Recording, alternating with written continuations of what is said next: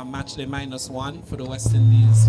First official press conference of the 2024 ICC Men's T20 World Cup being hosted here in the West Indies and in the USA.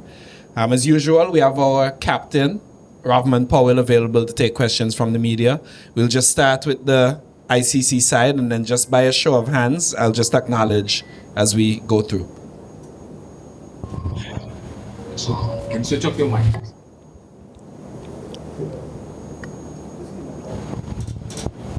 Thank you so much. Rovman, welcome to this opening press conference of the tournament, Matchday -1, West Indies versus PNG. Of course, I'm assuming a big honor for you captaining the West Indies in this coveted tournament, such a rich history that you have, winning it twice, and now the same captain is the head coach also. How are the preparations? You did fantastic against South Africa, did wonderfully well in the warm-up as well. So I hope that the team's all guns blazing and really looking forward to this. Yeah, definitely. I think the preparation over the last months or so have been very good. We take pride in our series leading up to the World Cup because we realize how important it is to have series wins. Coming into a World Cup where you need those wins to use as additional confidence. And I think it has been good. You mentioned the fact that we have Darren Sammy as our coach, a two-time World Cup winner for the West Indies. That should provide us with additional resources that we need, when things get tight, because he has been in the position already before. So, hopefully his experience, his knowledge can spread across the group and be very fruitful for us in this World Cup.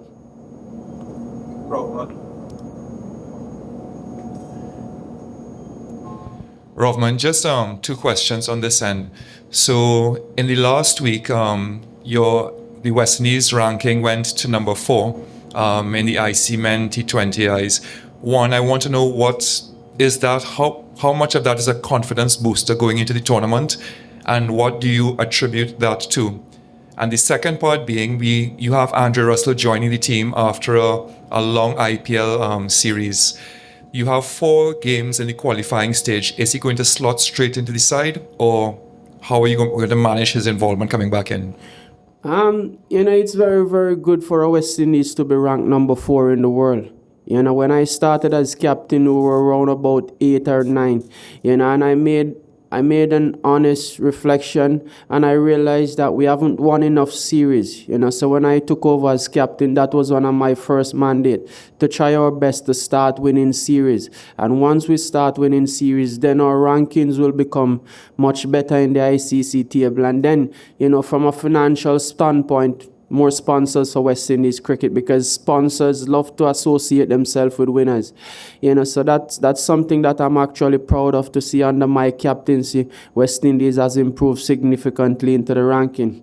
As it regards the team combination with Andre Russell, if Andre Russell rock up for any international team, he would definitely slot in within the team, so that isn't no surprise to see Andre automatically slot in our team. He comes with welter experience. And the good thing is that he comes with additional confidence on the back of good performances in the IPL. So, we're definitely looking forward to Andre Russell being a significant part of our World Cup. And hopefully, just hopefully, he can be a 3-time World Cup champion after this one. Travis Sincere.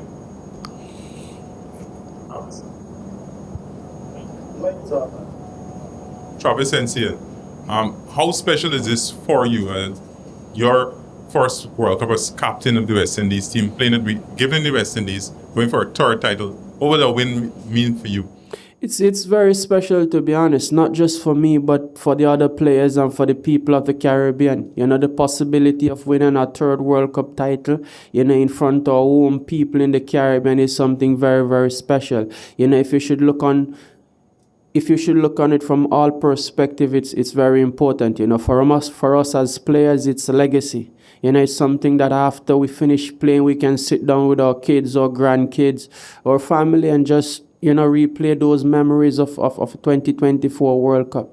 And also from a financial standpoint, we know the standard of West Indies cricket, and it would be a massive boost for us to win the World Cup for West Indies from a financial standpoint, so that all that money that comes with winning the World Cup can be filtered down into our youth program and to help the benefit of West Indies cricket.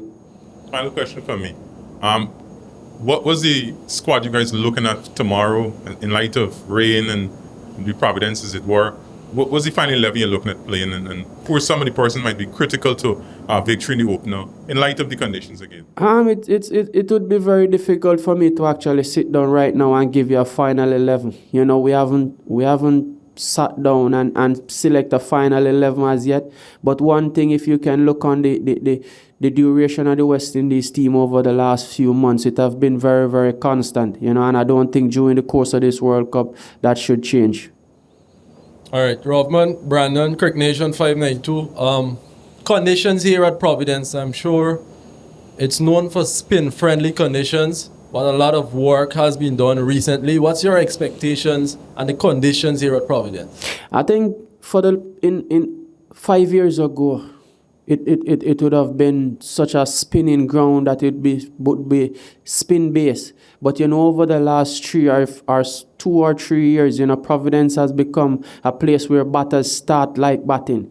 You know, so we expect that. You know, we also have a lot of faith in the groundsman that they will prepare good wickets. You know, they have prepared good wickets here for CPL, where you get scores close to 200 or just over 200. You know, and you know, this is a World Cup. We expect them to continue to provide good wickets, not just for us who's West Indians, not just for Papua New Guinea tomorrow, but for the whole duration of the World Cup. You know, it's West Indies on show. You know, we would want to put on a proper show, whether it be from a curating standpoint or a cricketing standpoint. All right. You're stuck with 3 spinners in the squad: Godikesh Moti, Akil Hussain, and Roston Chase. Do you think that's those spinners, do you think West Indies have the quality that they were looking for, let's say, 2 years ago when you first took over the job a year ago or so? When you made a comment that West Indies were looking for a spinner, I think you meant to say they were looking for a leg spinner. But now West Indies are without a leg spinner in the squad. But we have Moti and Hussain, both quality spinners. Do you think West Indies still need a leg spinner? I remember vividly when I made those utterances that we needed spinners. You know, I think I am very, very pleased at this moment to see that we have 3 quality spinners. You know, not often a West Indies team has been selected with 3 quality spinners, you know, so that is something that I'm very, very excited about. You know, times may come when they may not play, you know, but to have them at our disposal, you know, is very, very important for us. Final question. Shamar Joseph, playing a World Cup at home. How excited are you to have, you know, a test sensation into the T20 World Cup squad? What's your take on Shamar Joseph? Yeah, I think when we sat down and we selected the 15 members to represent West Indies, you know, we sat and we look off about the fast bowlers around the region, you know, and I think he's right up there with the best. You know, he's fitter than a lot of the fast bowlers, and you know, things just seems to be going his way now. You know, hopefully when he come into the World Cup and get his chance, he can do replicable performance at what he did in Australia. You know, I know he's excited, I know he's young, I know he's ready to go. Rovman, good afternoon. Clifton Ross. Quick question. You have a lot of Guyanese, literal handful of Guyanese in the side. All of them have been in good form recently, especially in this format. How important is it to gather the momentum for tomorrow's opening game with a win, especially for those young guys, you know, who would be looking up to you going forward deep into the tournament? Yeah, it's very, very important. Any World Cup campaign you play, you want to start off with a winning note. You want to start off with getting your feet wet, you know, and from a winning perspective, you know. Winning drive confidence within the group, and it's important for us to start on a winning note, you know. So definitely that is something high on our agenda. So hopefully tomorrow the rain can stay away and West Indies can play close to a pretty good game. Thanks. Rovman, in terms of the conditions here in the Caribbean, 10-30 matches as well, you know, the moisture in the mornings, the power of the West Indies hitting. You think it's on the safer side to put back and say that chasing is going to be probably a strong suit for West Indies or teams in this part of the region, chasing will be the way to success? I think cricket T20 cricket in the Caribbean, you have to be a little flexible. You know, there will come a time when you have to bat first on these wickets, and there will come a time when you have to chase. You know, it's just being flexible, and whatever you do in the Caribbean, you just have to do it well. That is as simple as it is. You know, the Caribbean isn't an easy place for foreigners to come and play cricket, and we have seen that over the duration of cricket in the Caribbean. So I think whatever we do, we have to do it good, whether it be batting first or batting second. And I think that's the same sentiment that goes out for the other 20 teams that are in the World Cup. You know, in a World Cup, whether you bat first or bat second, you just have to do it good. And if you bat first and bat properly, then you put the team batting second under additional pressure. What has been the most pleasing part of this team's progression? A lot of critiques about dot balls, but based on Sammy's stats recently, the team is improving big in that department, given how big they can go at the end. Yeah, I think that has been something that we have looked into. You know, it has been a downfall for West Indies cricket for some time. But, you know, one of my pleasing things in this team is that we have 3 quality left-handers in the middle. You know, we have 3 quality left-handers in the middle, and not often a West Indies team is being selected with so much left-handers. You know, so those left-handers should mitigate the left-arm spinner and the leg spinner within the middle overs. Take one more question from the room. Rovman, good afternoon. There has been a wonderful build-up to this World Cup for the West Indies team, and there are lots of expectation from you guys playing at home with the cusp of winning a 3rd title. Do you see that as a challenge, or do you relish the opportunity to become a part of history? I think it's a mixture of both. You know, it's definitely a challenge. You know, when you're playing in front of your home crowd, it can be good and it can be bad. You know, but we're trying to look on the positive side of things and see that the fans will come out. You know, just anticipating, hoping that we'll play good cricket to entertain them. And I think over the duration of the last 12 months or so, we have played some very good cricket right across the world. You know, and such. That has improved our T20 rankings to being 4th in the world. You know, so it's a team that have confidence. It's a team that understands and know how to play T20 cricket. So hopefully during the duration of this World Cup, we can show that. This is not just that. Yeah, no, this is an important one. This is the first time the tournament is being hosted with the USA. What do you think this does for cricket on a global scale?